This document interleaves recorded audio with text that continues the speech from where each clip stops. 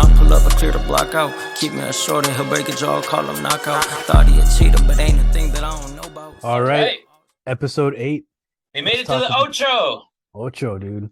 Let's talk about UFC 281, Adesanya versus Pereira. Big card. Huge card. You're gonna be at it, aren't you? At the Big Apple. I'll be there. Madison Square Garden. MSG, I'll be there, and I'm going to the weigh-ins and everything. I'll be there. I'm ready.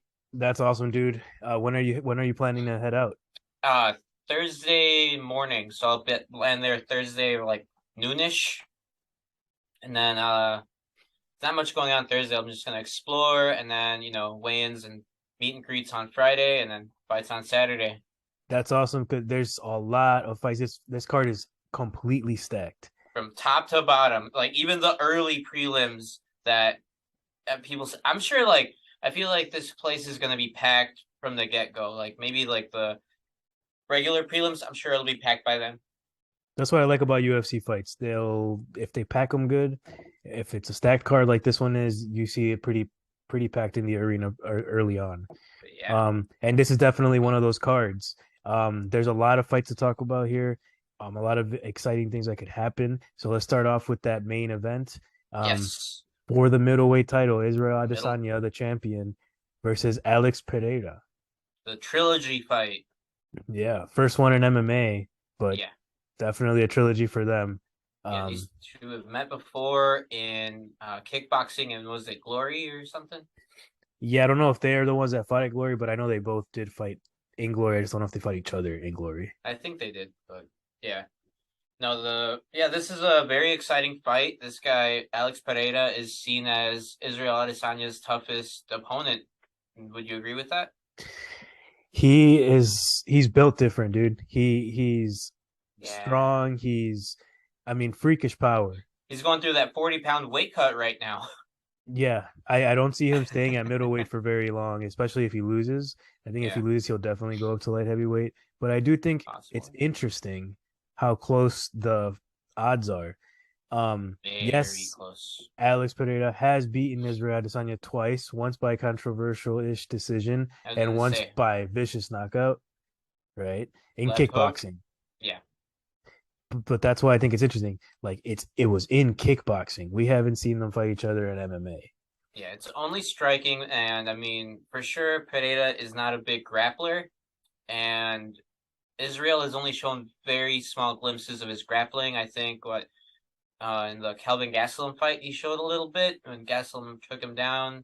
Israel tried throwing up some submissions, but this reminds me of the Mighty Mouse and Rod Tang fight, where you have just a MMA fighter fighting a legit striker, and if it's a striking fight, it could go to Pereira. It very could easily go to him. And you introduce MMA, it just mixes everything in, and it's gonna take him off balance. But if he touches you, your lights will go out. That's the thing. 100%. That Rod Tang versus Mighty Mouse fight was awesome. They did like the 1 round Muay Thai, 1 round MMA, and Demetrius Johnson ended up getting the submission in the second round after surviving the first. Yeah, but and Adesanya looked completely different in that second round. He wanted nothing to do with takedowns or anything. So, I mean, we'll see what Pereira does. I mean, Pereira has, I think, for sure the psychological advantage in this fight because he's not going to be scared of Israel, where a lot of people are. And that's what he's going to go to him. Yeah, he's going to bring the fight to him as, like Yoel or Jared Cannonier, they kind of shied away and they were waiting on there was more counter punching, and that made for shout out MMA Lab. No, that made for some kind of snoozer kind of fights where Israel could outpoint him. But no, Pereira is not scared of that. He's gonna march forward. That I think it'll be fireworks. Yeah, dude, that guy's got ice cold veins, dude. He's real. He's legit. He's a scary dude. But Adesanya is a purple belt in jiu-jitsu. Alex Pereira, I don't think he has, I don't think he has anything in grappling. Maybe he is training with Glover Teixeira, who's an amazing jiu-jitsu person, or player, but I mean, I don't think it's not gonna he's not gonna outshine Adesanya when it comes to the grappling. I don't think. And Adesanya has good takedown defense. Alex Pereira isn't gonna go for any takedowns. Obviously, in this fight, he's No. looking for the knockout. It's gonna be really, really interesting to see if Adesanya can. We know he can bring out. He has elite kickboxing. Obviously, they Yeah. fought together. They had close fights, but it'll be interesting to see if he will stick to just kickboxing. I Do you think mean, he'll engage in grappling? What do you think is going to happen? I think he will if he gets in trouble, you know? If he gets rocked or something, he might, shoot for a takedown to defend a little bit or something, but I expect just a striking fight mostly. And I don't know. This is a hard pick. I don't know who to pick on this fight. I don't Me know. neither. It would be I kind of interesting. just because it is an MMA fight and not a kickboxing fight, I'll side more with Adesanya towards this one. But it doesn't take anything away from the threat that Pereira is. Yeah, he'll always have that. He'll always have that one punch knockout power It's and that left hook ability. that is dangerous. It's It's his left hook. nasty. That's a deadly punch. That's what he's knocked out most of his opponents with is the left hook. Yeah, yeah, but I do think Adesanya's experience in MMA, his experience going 5 rounds in MMA, Yeah. and his experience in big fights in the UFC, is gonna ultimately get him the win this time around. I think if it goes to the clinch up against the cage, Adesanya's got the advantage. If it goes to the ground, if Adesanya decides to take it to the ground, it's Adesanya's fight at that point. I think, but yeah, Pereira always has that opportunity to land a really vicious strike and Yeah, knock because what? Adesanya up. Israel will be weighing like what 190 or like 200 the day of the fight, and what Pereira's gonna be like 226 ish, give or take. And I don't know. It's a very exciting fight, and I'm honestly looking forward to Israel's entrance too. That'll be Yeah, something. He always does something cool. he did the Undertaker last time Yeah, that was so cool. That was like the best thing ever. against Cannonier. That was awesome. That was awesome. But yeah, I'm gonna Um, side with Adesanya in this fight. Yeah, same here. Pereira did just come back from that vicious first round knockout of Strickland, Sean Strickland, yeah. who was ranked like number 4 or something at the I think it time. was, yeah, like 4 or 6 or something like that. But I did think that maybe the UFC is pushing Pereira a little bit too fast because before that he fought like a couple like journeyman type of fighters. Like yeah, they were good and all, but they weren't even ranked. Then he fights Sean Strickland, and now he's getting a title fight. Yeah, I mean he definitely beat two like no name guys, and Yeah, those were his only two UFC fights. right. And he's only 6-1. So definitely the UFC did this for the storyline, Yeah, for there to be like a storyline also of not just that Pereira has beat him, but that Adesanya could be beaten. yeah, Because it's starting to get not boring. Well, kind of, he's kind of just dominating the yeah, middleweight division. yeah. So People would say that like his fights are boring or that he's not really Israel's not really fighting nobodies. He's fighting a lot of dangerous guys. He just makes them look like nobodies the way he fights. yeah, his You striking know? is just way beyond everyone else, Yeah, which is why this fight's interesting because yeah, his fight is not way beyond Pereira's, right. but his everything else MMA related probably is. So, but we'll see how that goes. Very very even in almost everything. They're both 6'4". Virtually identical. So Adesanya doesn't have a height advantage or a reach advantage. And yeah, the size advantage in general is not there for Adesanya, which it usually is. Yeah, because yeah, he's usually hard to reach. He's very like lanky, kind of skinny and long, but He no, almost this is always has the reach. yeah. I mean, he was taller than Yoel. Yoel was just like a ball of muscle, and so he's definitely longer and leaner than Cannonier. Uh, let's see who else. Robert Whitaker. He beat him twice, but that was just like technique and such that he used to beat Whitaker.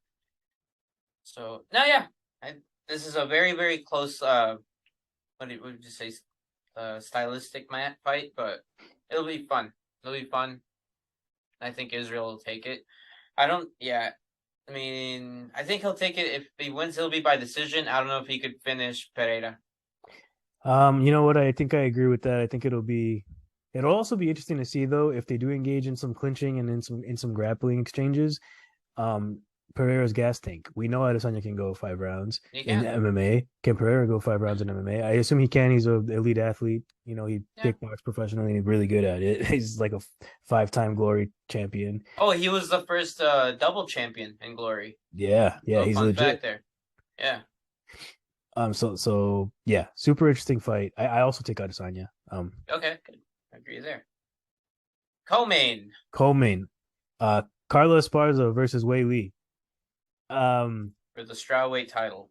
We were there for the Carla Esparza Rose Namajunas fight.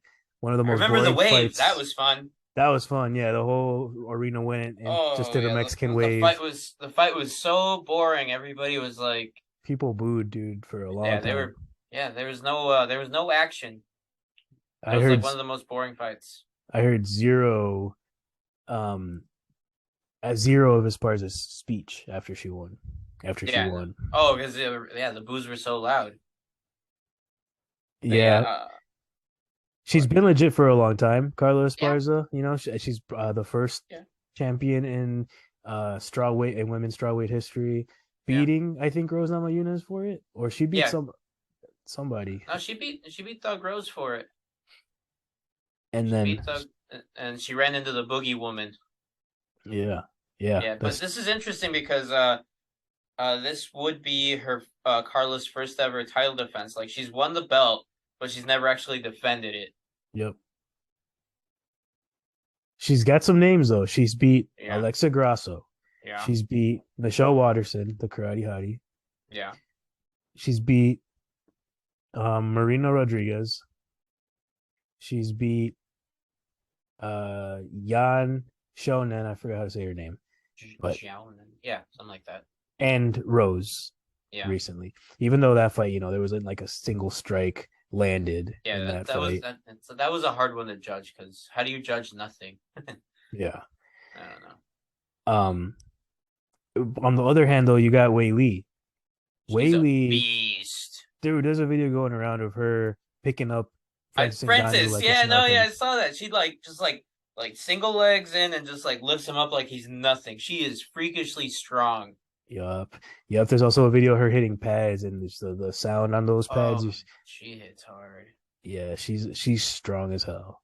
Yeah, and I believe I don't know if she was still training in this camp with Henry Cejudo, but I know she did for her last fight. Yeah. And she's improved on her grappling too, which you would give Carla the grappling advantage because she's a very seasoned wrestler, and then you would give Zhang Weili the striking advantage. But we've seen Zhang Weili actually evolve in her last few fights. She has. She does have the back-to-back losses to Namajunas, but that was when Namajunas decided to show up to fight. Yeah. Because other than that, she's been dominant. Yeah, she had a 20-fight win streak going? Yeah, an insane win streak.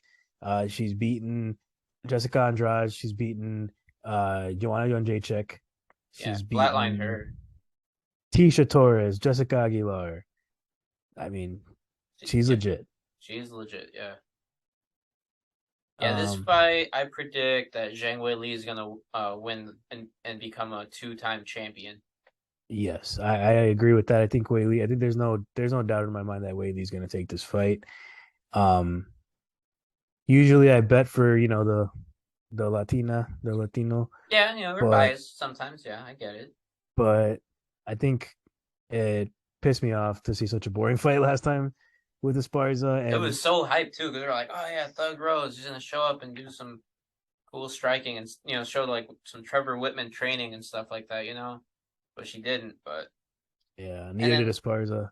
No, and Weili is exciting to watch. Yeah, she's very exciting. She's fun. She hits hard.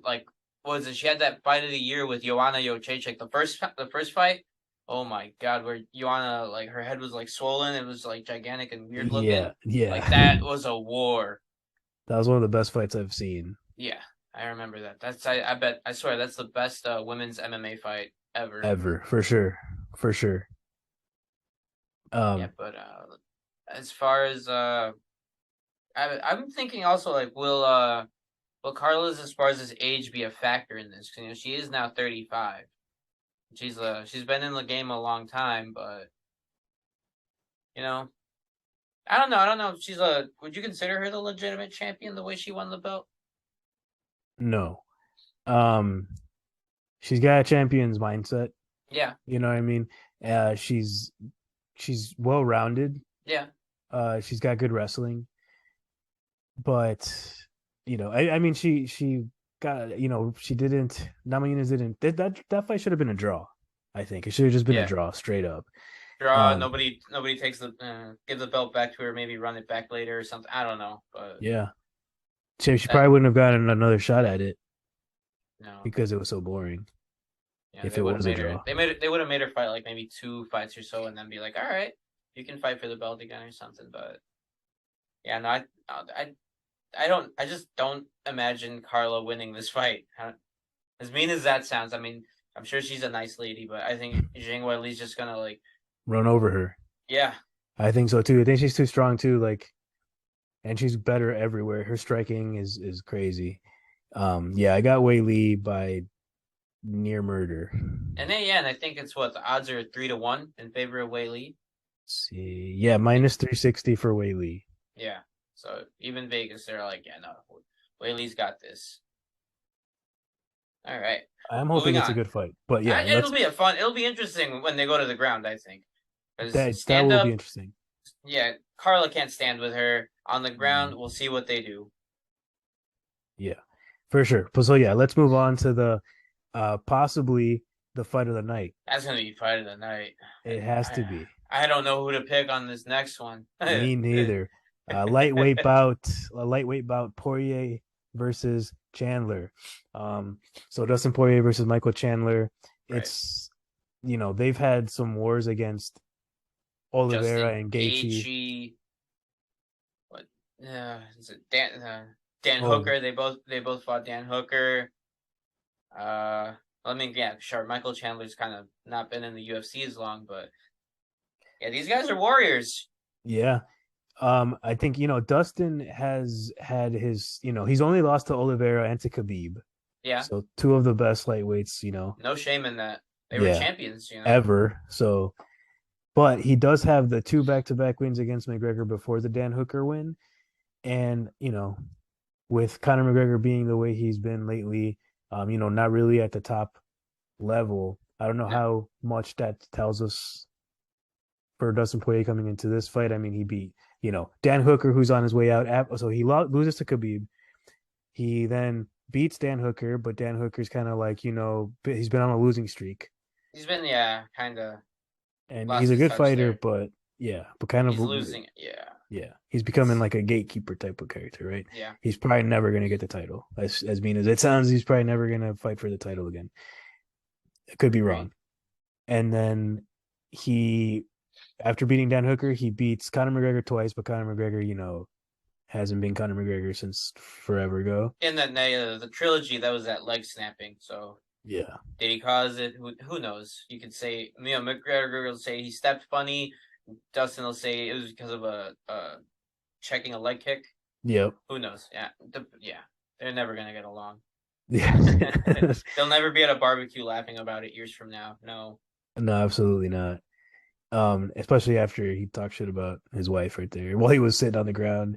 Yeah, but that was hilarious though. But after those 2 fights, he then goes on to lose to Oliveira, which again, no shame in the loss, but it's like I would argue that Chandler. Well, actually, I don't know if I would argue that. I was going to say I would argue that Chandler has had the harder few fights. Like he's been in the most wars or against better opposition in the last few fights, but it's not really true, I guess, looking back at his record, right? So he beat Tony Ferguson, who unfortunately is also a guy that's on his way out. Yep. Knocked him out. He was amazing. He knocked him out cold. We were there. That could be knockout of the year, honestly. The way that went. It definitely can be. It was definitely a shocker. Yeah. He then beats Gaethje. I mean, loses to Gaethje, loses to Oliveira, and beats Dan Hooker in the same year, in descending order. Mm-hmm. And that Dan Hooker fight was his debut in the UFC. He had just beaten Ben Henderson in Bellator before that. Yeah. So both, I guess, pretty similar with the level of fighters that they've gone against. Obviously Chandler versus Gaethje was like fight of the year for 2021, probably. I don't know if it actually won fight of the year, but it was nominated if it didn't. Yeah, definitely was nominated, and it should win if it didn't get it. Both guys are in great fights. It's gonna be, they're gonna be throwing hands, dude. Because there's gonna be very slim to no grappling. Like maybe Michael Chandler could shoot for a takedown. He's very good at that. And no, they're gonna both men are very dangerous from the get go. Sure, Dustin Poirier, he can be a slow starter sometimes in the first round. He'll throw with intent, but it's on the second round when he really turns it on. But Chandler is just explosive from the get go. So yeah, who knows? Just very explosive. Shot, very explosive. I do think that Poirier has the advantage of the hands. Think so? I think he's got the better boxing. I think Chandler has a more explosive, like, knockout power, one punch knockout power. But Poirier's boxing, I think, is ahead of Chandler's more for crisp, sure. I would almost say significantly more crisp. Okay. But will he get caught? Starting slow. Will he get hurt? Chandler, I think, would dominate if they went to the ground, even though Poirier has really, high level jiu-jitsu. I got Poirier for this one. You got Poirier? I honestly don't know. Unless Poirier, is on the decline too. I mean, he made a lot of money out of those Conor McGregor fights. Yeah. So what does that do? You're right. He's got the hot sauce. Like, does he? I don't know how much money he's making off of that, but does he need more money? He's been talking about retirement for a minute now. Yeah, he's had his shot at he's had 2 shots at the title. He was interim champion. I don't think he could get another title fight. I mean, he could. I think at this point, Poirier is now a prize fighter. If he doesn't do lightweight, he could make some fun fights at welterweight because he's a big guy. Yeah. So, I don't know, but let's see. The fight will go. If it doesn't end by one of the guys, somebody knocking the other guy out. Chandler could finish the fight early, but if it makes it to the third round, Dustin Poirier will have the advantage because by then, Michael Chandler, we've seen he can kind of gas out by the third round, especially with his style. Yeah, and I guess that plays to his advantage that it's a 3-round fight this time around. So I mean, that's going to be such a wild fight. That's the fight I might be most excited about. Yeah. What about you? You got a choice? Oh man, I mean, I think I would take Poirier as well, just because of I don't want to say experience, but just I think Poirier could beat Chandler. I do too. I think if he comes ready for it, if he's not, thinking about retirement, if he's not, if he's hungry still, I see Poirier winning. But one weird little detail is there's been like little to almost no footage of Poirier like training or anything released yet. Not even on the embedded. So I don't know if he's okay or not. I don't know. But everybody else from the card's been on there. I haven't seen anything on Poirier. Me neither, actually. I thought about that. I'm like, it's not really any training videos or anything on Instagram or anything like that. So I was like, I do hope they're both there healthy, and I hope Pereira makes weight too. That too. He's got the worst weight cut of everybody. Yeah. But Chandler might be hungrier. So that's kind of what's if you're a Poirier fan. Chandler's closer to another title fight than Poirier, I think. I mean, they both lost to the former champion, but now we have a new champion. So, what is it? Where do they go from there? Like, where does the winner of the fight go? because it's Volkanovski and Islam in Perth, and the winner could what? Fight Charles, fight Beneil, wait it out. I don't know. There's so much that could happen in that division.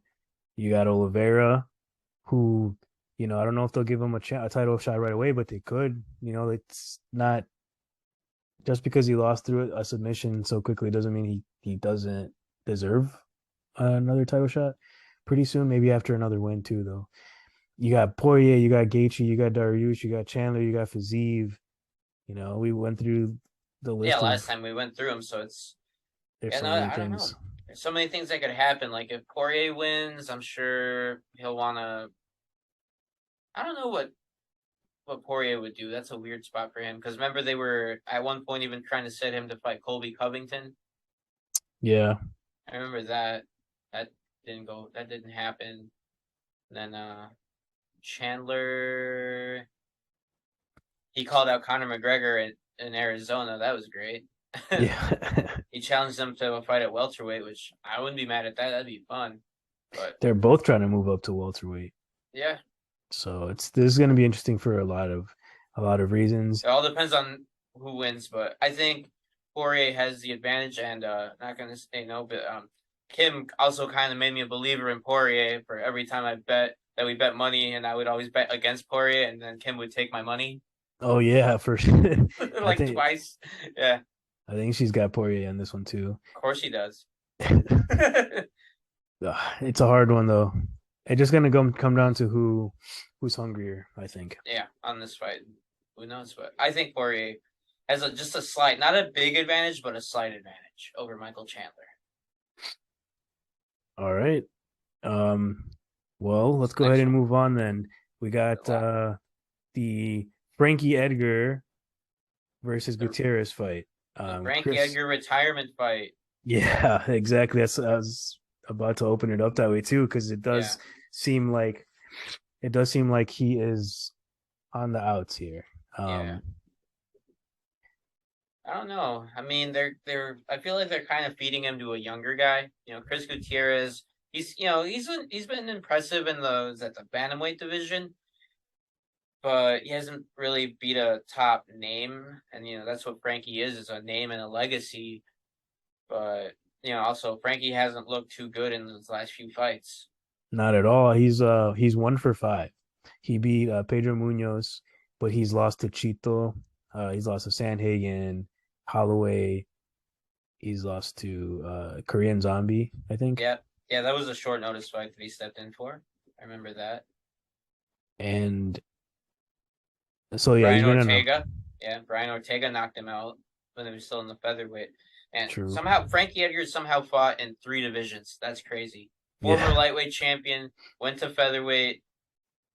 He challenged for the belt, couldn't beat Max Holloway, then tried at bantamweight and just no, that's it there. So I mean, I'd like to see Frankie Edgar win, but it's hard to imagine it. The UFC has some way of doing their older fighters dirty like that, dude. Yeah, you're gonna put him up against Chris Gutierrez, who's he's a striker. He's not much of a wrestler. But I think Frankie would have the advantage there. But he's definitely, I think, Frankie's always the smaller fighter. How tall is he? Like 5'2" or something? Let's see. Yeah, he's definitely on the shorter end of the scale for sure. He's 5'6", so that's actually a little bit taller than I thought. I thought he was like 5'4" also. Yeah. But Gutierrez is 5'9". Yeah, exactly. So Frankie Edgar's only hope in this is for takedowns. Yeah. And I hope they count him. Yeah. Lately, Yeah, lately they have not been putting emphasis on the grappling. No. But Gutierrez does have 4 wins of his last 5 and 1 draw against a bunch of people that they're names, but not like big names. Nobody high ranked or anything like that. Yeah, but I do think this is a Frankie Edgar retirement fight. I think it'd be the perfect time to retire. It would be at a big event, Madison Square Garden. Yeah, he's a New Yorker. Yeah, so I think that's where it's going. The UFC is saying retire on this big stage, let Gutierrez have some shine because he's a newer guy coming up. And I got Gutierrez in that fight. Yeah, Yeah, I think I don't. It's hard to imagine Frankie winning. I think Gutierrez is just by decision. I don't think you could finish him. I think he's gonna knock him out. Think he's gonna knock him out? Wow. Yeah, he's won. Let's see, two of And those four wins have been by knockout. Um, and Edgar has been knocked out a few times. yeah, no, So I his think chin's not there anymore. his chin's definitely not there, and especially with that age. Mm-hmm. How let's see, how old is he? He's up there. Let's see here. He's been in it forever. 41. 41, yeah. No. Yeah, that chin is gone. The chin's gone, and those last few knockouts were nasty. What Cheeto freaking kicked his head up, pezzed him, literally a Pez dispenser, and then Sandhagen literally sent him to the Shadow Realm. Yeah. Like, no. Nasty knockouts.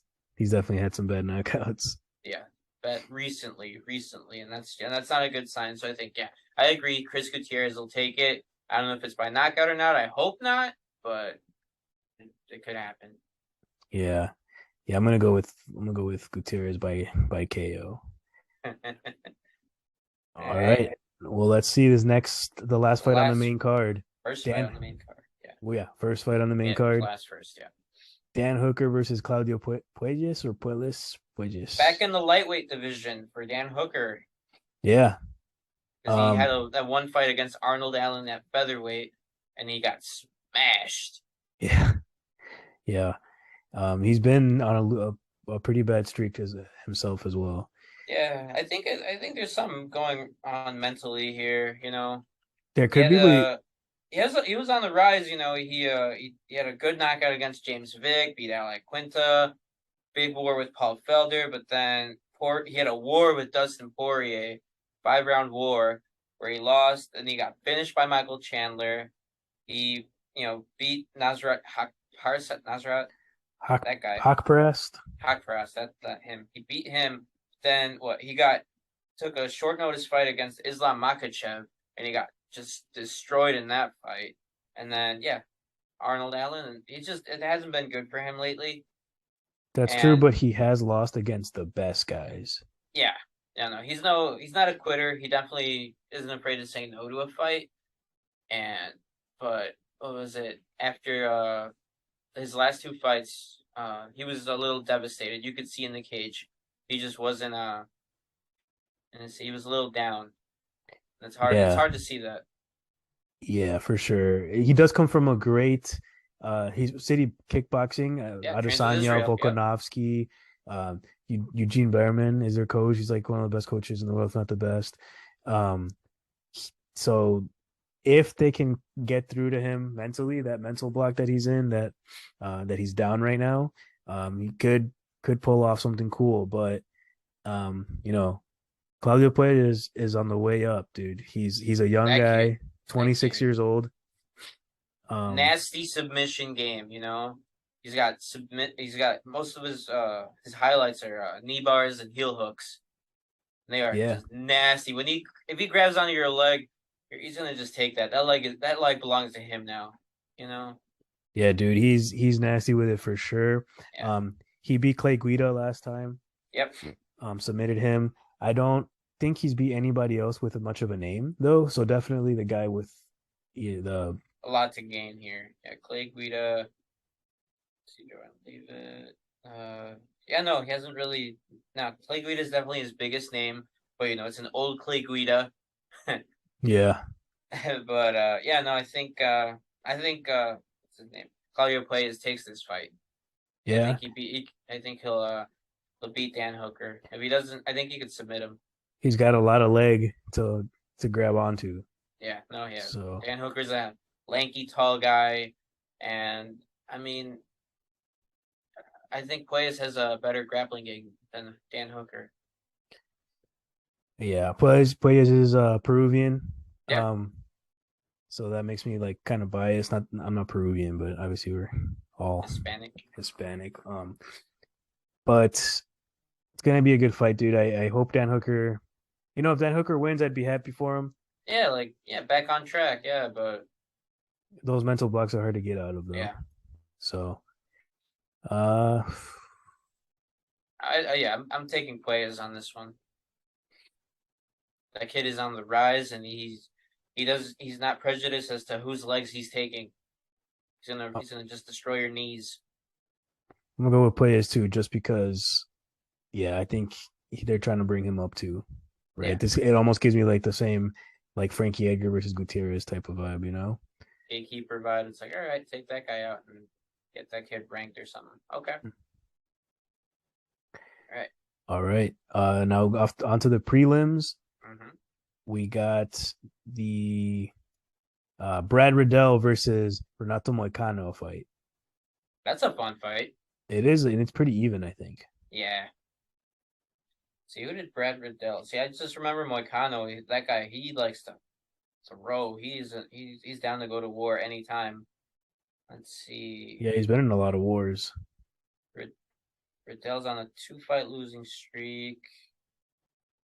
Other than that, a lot of decisions.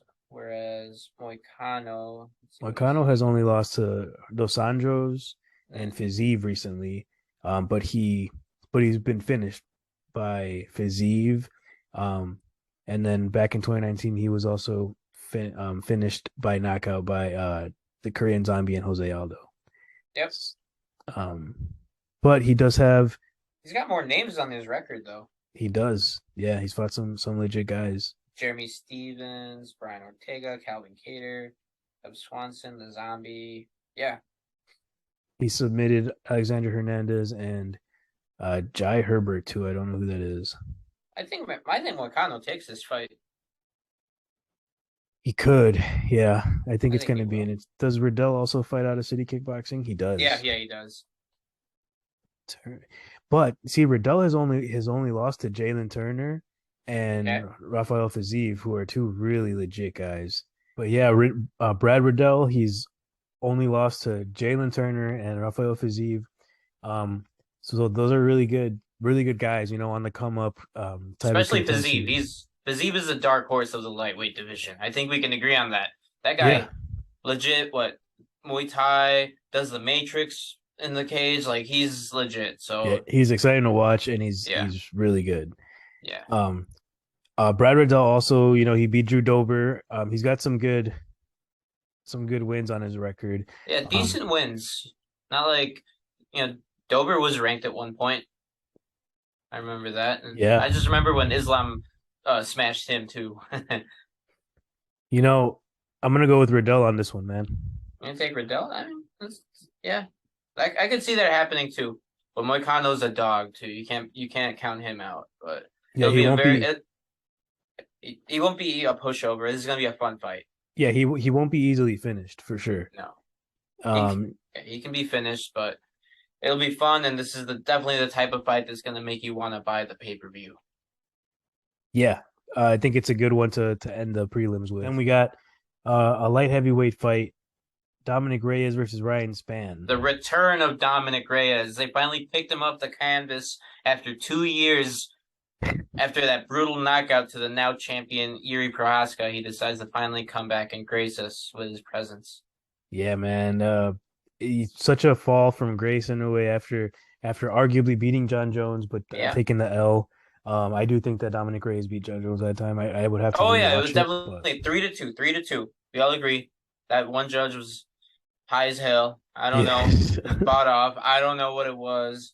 And then what? He fought Blachowicz. Blachowicz got his nose rearranged in that fight. Yep. Got finished, and then got murdered by Prohaska. Probably, what was it?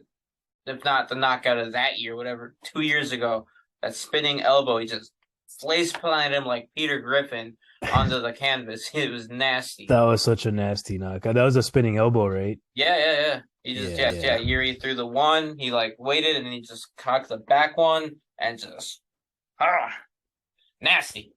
Yeah, dude, nasty. If Dominic Reyes could, come back from that, then he's got a lot to offer the light heavyweight division. But if those losses took a toll on him, I guess we'll see. But you got Ryan Spann going against him, who has a decent I mean, he has his wins, he has his losses. He beat Kutelaba. He did lose against Anthony Smith. He beat Misha Serkinov, who, let's note, just got recently released from the UFC. Oh, did he? Yeah, they let him go, man. Dang.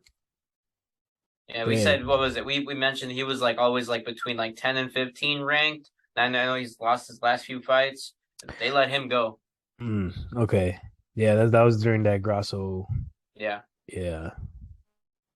But And then I will note, I was gonna say, see, Span's got some decent names on his record. Like you said, he beat Iwan Kudalaba, lost to Anthony Smith, beat Misha Serkinov, and lost to Johnny Walker. yep. But I was gonna say he's fought some legit fighters, but he hasn't been able to beat the higher ranked opponents. That's true. That's true. Well, don't forget he beat Smiling Sam Alvey, dude. Yeah, but Sam Alvey's kind of old. Yeah. Yeah. But yeah, Kutelaba was a pretty good win. But other than that, yeah, he hasn't beat. I mean, yeah, he beat Nogueira, but that's an old Nogueira. Yeah. Kind of sad. But we don't talk about that. You beat up on one of the Nogueiras. It's like, come on, man. That's not cool anymore.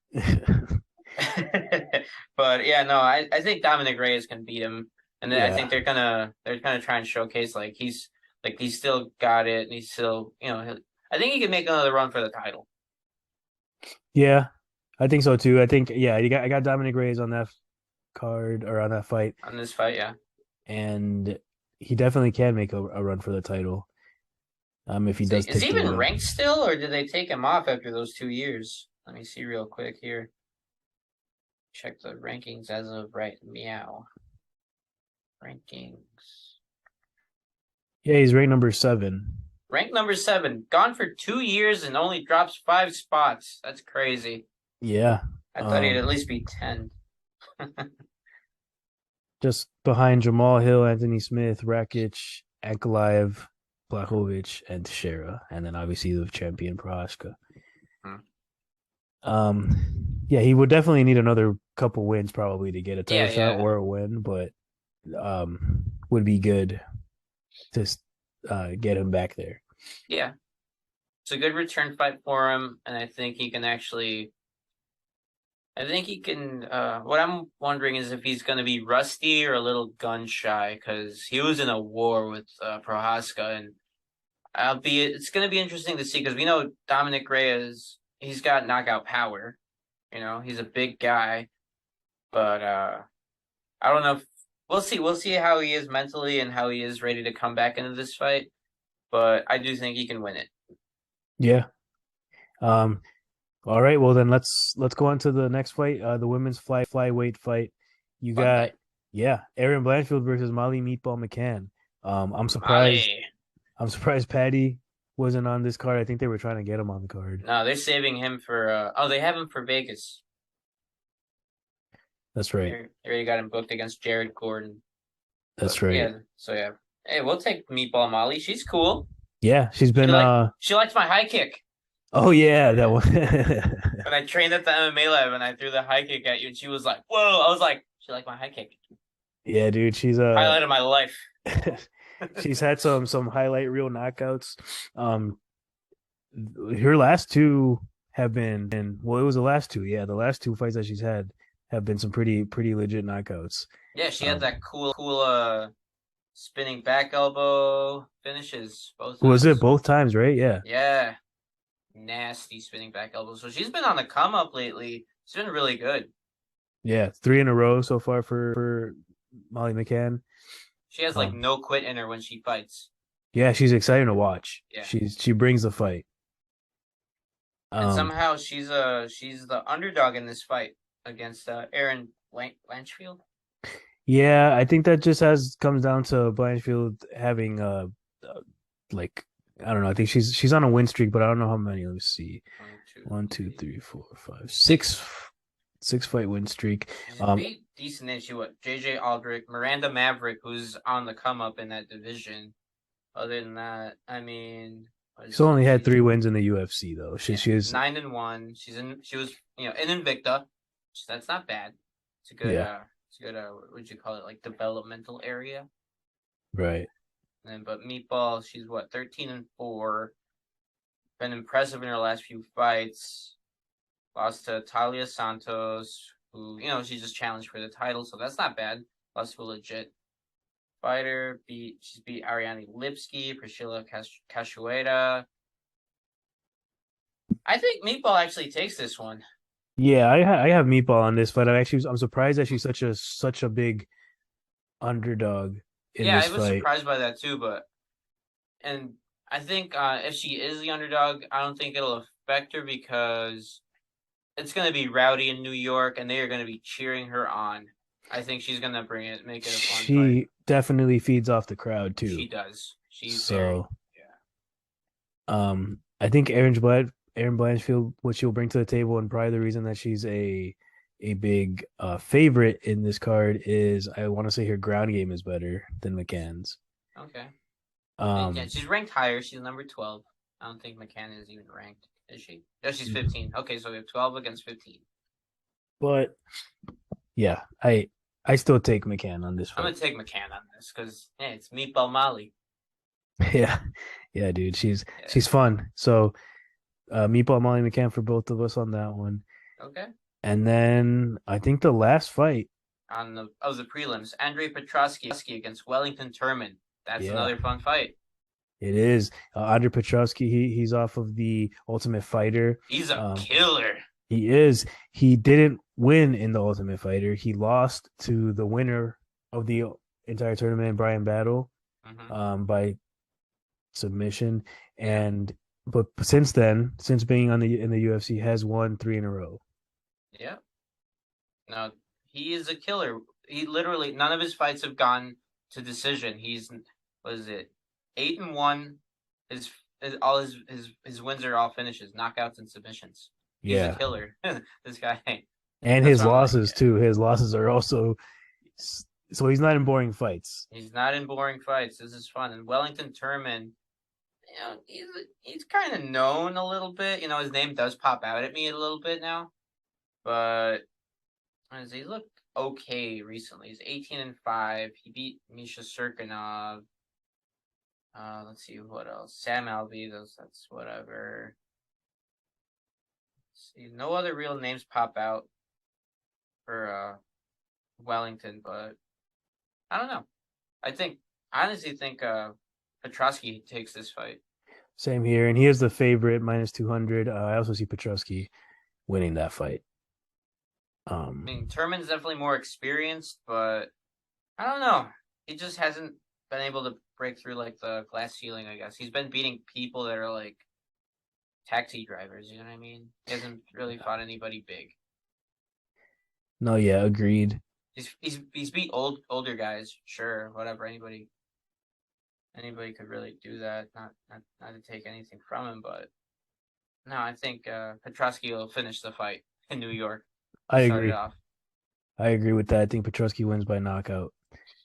All right, well, let's go to the early prelims. There's actually some good fights on this early prelims pop out at me. Yeah. Frivola versus Azatar. Azatar finally getting into the UFC. He was supposed to make his debut at Fight Island during the whole COVID thing, and he got fired for trying to sneak somebody into the bubble. They're like, hey, he's trying to sneak in his homies or whatever. He got caught, got fired. Didn't even fight. Yeah, and Matt Frivola, who has he beat recently that I feel like familiar. I know he beat Luis Pena. Okay. Oh, apparently he also beat Jalen Turner. That's a good. He lost to Terrence McKinney, Luis Pena. He also lost to Sarukian, but those are some, Those are legit names. Those are people who are now contenders, But Ottoman Azatar, he's another killer. He's undefeated, 13-0. Let's see, 10 wins by knockout, 2 by submission, 1 by decision.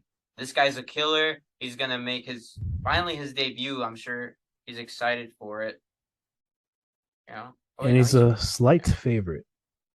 Slight, only slight. Wow, I thought he'd be like at least 3-1, at least 2 or 3-1. But I think Ottoman Azaitar takes this one. It's gonna be finished. I don't see this one going the distance. Judging by that record, I'm gonna go ahead and agree with you on that one. Especially since Bivol has been finished his last. Well, he's only been finished against Terrence McKinney, actually. But yeah, okay. We also got Karolina Kowalkiewicz is back. She's going to be fighting Silvana Gomez Juarez. Where's she from? Argentina. Ooh, La Malvada. Me like. That's her nickname? Yeah. Nice. So I was like, who? Kowalkiewicz is coming off of a win against Felice Herrig, but has been on a losing streak before that. Yeah, pretty big one. Yeah, she was. Fight. She wasn't the same after. I think a loss to Joanna. That was her high moment in New York at UFC 205. You know, 2 Polish women fighting each other for the belt. Close fight, but you know, can't count out the Boogie Woman in those days. She took it to her, took something from her, I guess, and then she lost to Claudia, won 2 close fights against Jodie Esquibel, Felice Herrig, then went what is that, 5-fight losing streak, somehow kept her job. She lost against some pretty good names. I think that's I'll give the her only that, reason. So she lost against Jessica Andrade. Got knocked out by Andrade. I remember that. I was like, whoa. That's when Andrade, I think after that, she became #1 contender. Yeah. And beat Thug Rose with that slam. That was around that time. Nasty slam. Mm-hmm. She also beat Michelle Waterson, Alexa Grasso. Yes, lost to Michelle Waterson, lost to Alexa Grasso. Yan Xiaonan lost to her. Jessica Penne lost to her. Yeah, and all those women are now in the top 5 of that division, of the flyweight division. Yeah, strawweight. Strawweight, okay. Well, yeah, those days were strawweight, but now they're in the flyweight. I'm still saying. So, and then Gomez Juarez. I mean, I don't know anybody that she's fought. I mean, she lost to Lupe Godinez. You remember Lupe? Yeah, Guadalupe. Was that in Arizona? That fight wasn't in Arizona, but Lupe did fight in Arizona that time. Okay, that's maybe. I was like, did we see her there? I guess we did. She was no, she was in the pay-per-view after that. That's what that was. Okay, but all right. I mean, so I have Kowalkiewicz in this fight based off of just experience. Just experience, okay. All right, I could see that happening. What about you? So you think Kowalkiewicz too then? Yeah, sure. Why not? I mean, she has Kowalkiewicz for this one. Yeah, I think Kowalkiewicz takes it to her. I think we did see in Kowalkiewicz's last fight against just say Felice Herrig, right? Her ground game got way better. She used to just be about striking. So I even think Kowalkiewicz wins this by submission. Solid. I don't know which way she wins, but I also agree that I think she'll win. I think he's gonna choke her out. All right. I don't have much to say about the next fight on the card. Michael Trizano versus Sung Woo Choi. I don't know. I have no idea. He's there, but it'll be fun. So yeah, we'll definitely watch it. I think those, early prelims are hard to tell, you know. Yeah. But it's a good start to the night. Julio Arce versus Montel Jackson, though. I don't have a whole lot to say about it, but I do think it's going to be a war for sure. It's going to be one of those fights that you're going to want to tune in early and see it. I think it's going to be a good fight.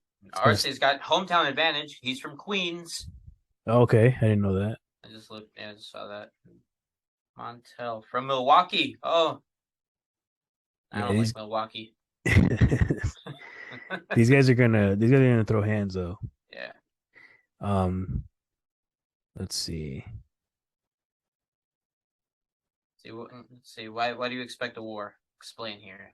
Just they're both strikers. Both have some knockouts on their knockout wins on their records. Um, let's see. Well, they're not very young, but Jackson is 30, Arce is 33. Pretty even. I think they're just both going to. I think they're just gonna throw hands. They're just gonna come in and just throw. Okay, get the crowd going early. Why not? Yeah, I don't even have a pick for it though. I have no idea.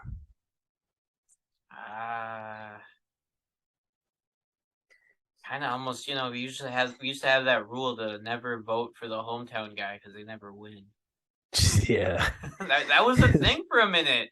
So just on that one little superstition, I'm gonna make a superstitious pick and say Montel Jackson wins this fight. I'm gonna go with Montel Jackson too, because not just because of the superstition, but because of the stats. Okay, never mind. Montel Jackson has a 5.5-inch reach advantage. He also has a higher significant strike accuracy and a much higher takedown accuracy.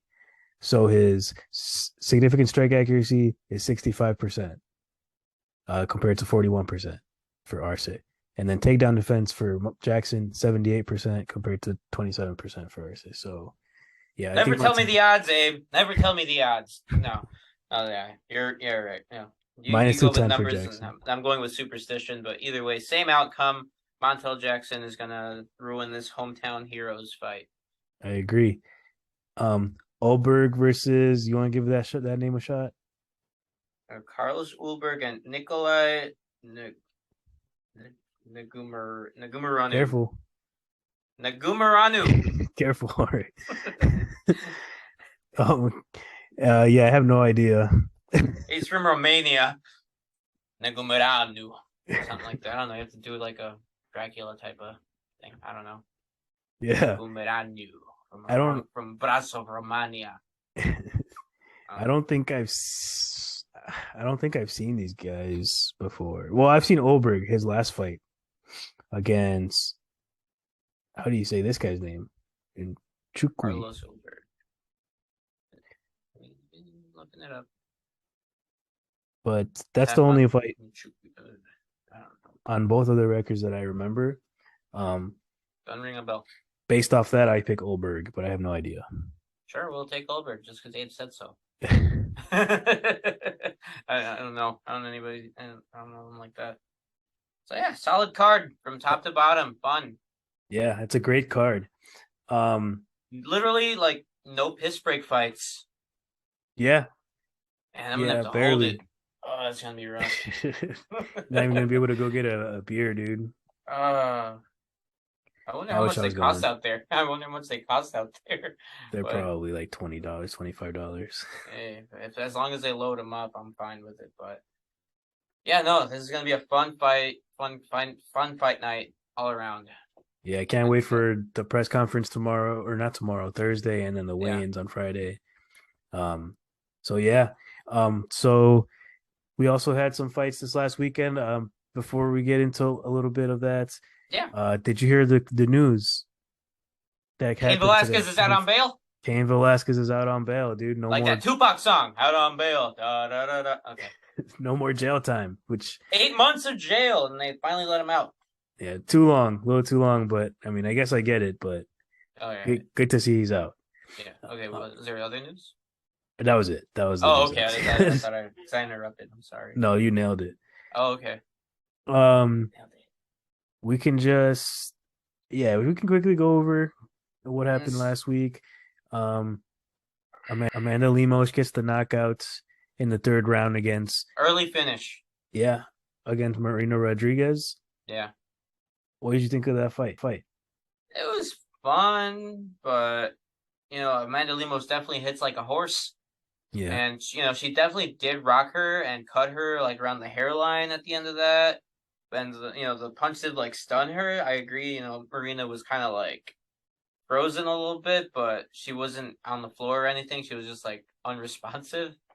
She didn't like defend or anything, but she wasn't out. Like 2 seconds later, she's like conscious again. Yeah, I definitely think Lemos landed the more significant damage. Yeah, you could tell her punches had an effect. Yeah, Rodriguez targeted the legs a little bit more, Yeah, but try to wear her out. I can see why. You know, you take the legs, you take the power. yeah, it didn't work for her though because she ended up getting Nah, knocked out, and then you Lemos deal with it. had a little bit more ground control. She had a takedown or two during the fight. Um, Overall, it was okay. You know. All right, you know, yeah, and plus this was a main event that was put together last minute because it was supposed to be Bryce Mitchell Yeah, you're that right. got moved. Yeah, so what it was, my hopes weren't high up for there, but it was something on TV. I watched it. Yeah, but before that, Neil Magny getting the sneaky Darce submission victory against Daniel Rodriguez. That was fun. Yeah, Daniel Rodriguez, I thought was on the verge of victory on that fight. Yeah, He was hurting Magny during yeah, that second yeah, round, especially yeah. second The and third first round round. went to Magny. Magny grinded him against the cage, which is what he does. Daniel came back into the second. The third round, Magny just out grappled him. You know, put in the seatbelt block, snapped him down, and just choked him. Darce. Darce, yeah, Yeah, I love that it was move. nasty. I really thought Rodriguez was gonna take that win. He was hurting him. Hmm. But he got caught. Yeah, caught and tapped out. And Neil Magny broke George St. Pierre's record for most wins in welterweight history That's crazy that Neil Magny has a record over over GSP. GSP. But hey, good for Neil. Lives to fight another day. We keep counting him out. Even he got offended because Daniel called him a gatekeeper or like a doormat, like a stepping stone. Yeah. Neil Magny showed up, choked him out. So that's cool. Um. All right. Let's see. Do you have any other The only other fights? fight that like stood out to me, I mean, yeah, sure there were like finishes in the card, but it was just nothing too like fun or such. You know, there were a lot of weight misses on this card. Like 4 fighters missed weight, almost five. The only other fight that like really stood out that was impressive was Poliana Viana knocking out Jinyu Frey in the Oh prelims. yeah. Yep. And that was just like it was like a 6 or 8 punch combo of just going forward, just ba ba ba ba ba, and just literally flatline her. You know, you hardly see a knockout in women's fights, but when you do, it's something spectacular. Yeah. It was nasty, man. I didn't even catch like I was watching him Yeah, and because then I it's the didn't catch prelims. it. You're not gonna, yeah, I like looked down for a second and looked back up and I was like, oh shit, yeah. And then like she's there's on a her back, knockout just like first looking up. round Yeah, in the women's strawweight. yeah, Yeah, that was a good one. Good Topa Viana is gonna be interesting to watch moving forward. yeah. Mario Bautista had dominated Lopez. Um, ends up getting like a how did he win? Was it like a submission? I think it was a submission. Yeah, he Triangle ends up armbar. Okay. okay, triangle choke with armbar. Yeah, he was I'm not gonna lie. beaten. I missed that because there was another event happening at the same time. Yes. But we'll get to that one. Okay, continue. He beat Benito Lopez. I mean, dominated him. Sure, I Yeah, mean, Lopez was on a like he hadn't fought in a couple years, that's not good. That's but roasty. yeah, but and Bautista has looked. He's been on a tear. Against Pereira, Brian Kelleher, and now Yeah. Lopez. Lopez Um, hadn't fought in 3 years. yeah, A yeah. But horrible bet to make. he he looked great though. Okay. He looked great. I would say also that's another guy to keep your eye out for. But yeah, there's was other finishes on this fight card, but nothing It's too the only much. other one that kind of could be mentioned as the first fight on the main card is Grant Dawson submitting Mark Madsen. That was surprising. Oh yeah, I got the rear naked choke. I did not expect that I dude. didn't. Okay, so Madsen, Olympic level wrestler. for Greco-Roman, that was the very big difference that even Daniel Cormier noted was yeah, Mark Madsen's great at Greco-Roman. It means he's great with his hands. Can't really doesn't know how to use his legs for wrestling. And Grant Dawson, he wrestled him, but he did like collegiate wrestling. You know the stuff we're used to, going for the single legs and all that, and controlling, taking position, and you could see Mark didn't know what to do on the bottom. Yeah.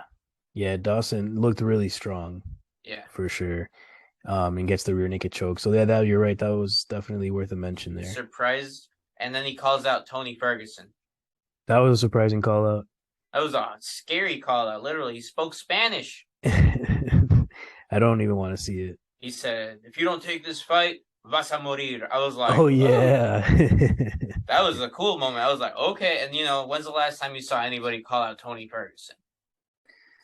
I think anybody's gonna call out Tony Ferguson now. Now, yeah, But still, it's something I couldn't imagine that happening. But yeah, that was fight night. yeah. The other fight that we had last weekend, Bivol versus Zurdo Ramirez in boxing. Yeah, for the light heavyweight title. This was a fun fight for Bivol. It's his return fight after beating Canelo, and I think after beating Zurdo Ramirez, I think Bivol could be fighter of the year. Yeah. I mean, he bullied Zurdo, dude. He bullied him. Yeah. Zurdo didn't look like a Mexican. I texted you that. Yep. I believe that. He didn't fight like a Mexican. No, not at all. Yeah, he got bullied. He was I mean, Bivol landed some good combos. I forget exactly which rounds that he had some pretty significant strikes. It was later on. The early rounds, Zurdo kind of popped him, like rounds 2 or 3 were interesting. But, Bivol was still reading him then. But the second half of the fight, Bivol was just picking him apart. Yeah. And then, Zurdo decides to turn it on rounds like 10, 11, and 12, kind of decides to start fighting back, but by then it was too late. Yeah. I expected more body work. There was like little to no body work on Zurdo's part. He kept head hunting, and, Bivol has like a very high guard. There's like nothing was getting through. Yeah. Yeah, and surprising, well, not surprising, but Zurdo had the size advantage. He was bigger. He was much bigger. Yeah, you could tell. You could have definitely overpowered Bivol, but Bivol was very smart. He stayed off the ropes. If Zurdo tried to put him to the ropes, Bivol easily turned the corner, went around him, and he bullied him the whole fight. It was a masterclass. It was, and he just danced around him and just beat him to the punch. Yeah, and his punches, speed advantage. Yeah. Yeah. Because of the speed advantage, his punches landed with more power too, which was interesting because you would, the size advantage was pretty apparent. Yeah. But yeah, Bivol's looking great. I know Canelo talks about fighting Bivol again. I just don't see Canelo beating Bivol. The weight advantage is too big. I don't think he should fight him again. I think I'm more excited for another undisputed title fight. I'd rather see a Bivol fight Artur Beterbiev. That'd be a good one. That'd be a fun fight. Because Beterbiev has all the other belts, and he's a Dagestani. He's a boxer. Everything he throws is meant to hurt, and Bivol's it'd just be a very fun fight stylistically. And I think anytime you can get an undisputed fight, why not? Yeah. But yeah. I don't really think I have anything else to add about that fight though. It was a masterclass by Bivol. Yeah. Zurdo had nothing for him. I was expecting a war. There was a lot of hype behind Zurdo and stuff, but no, he just didn't show up to the fight. Gets his first loss. He's 44-1 now. He landed some good strikes. He had his moments, but no. They were few and far between. Yeah. Bivol was the much better technician he was more of a general in the ring than Zurdo. For sure. Well, you got anything else to add about that fight? No. Any other fights on my radar? Nothing. No, nothing yet. Nothing. No. This is a very fun weekend that we have coming up. I can't wait. I can't wait for this UFC event. I cannot wait. Well, good luck. Have fun. Good luck on your flight and have fun. I'm jealous, man. I really wish I was going to those fights at Madison Square Garden. It'll be fun. I'm gonna lose my voice. I plan on losing my voice. All right. Well, take it easy, man. It's a fun episode 8.